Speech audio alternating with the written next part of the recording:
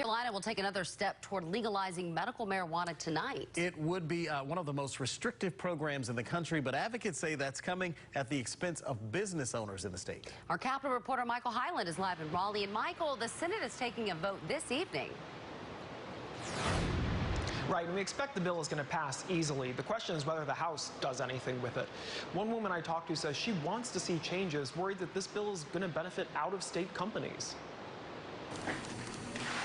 North Carolina could join 37 other states and D.C. in legalizing medical marijuana. Nicolette Baglio wants that to happen, but not like this. It is considered by the industry as probably the most restrictive piece of legislation that the nation has seen so far. Baglio owns Citizen Bloom Botanics, based in Asheville, selling a variety of hemp-based products. It's pretty common in the industry that about 80% of businesses that get into hemp early do it to plow the way and put the training wheels on for their business to be able to add marijuana to their business models. She's concerned a bill the Senate was scheduled to vote on Monday would shut out businesses based here. It hands the industry, the incoming industry, to 10 out-of-state large corporations. I certainly can understand the argument. Republicans who push to legalize medical marijuana say they want to have tight controls. The bill limits what medical conditions would qualify and allows for 10 licenses to be issued to suppliers who would also own and operate cannabis centers across the state. No North Carolina company can get one of the licenses. One of the concerns that's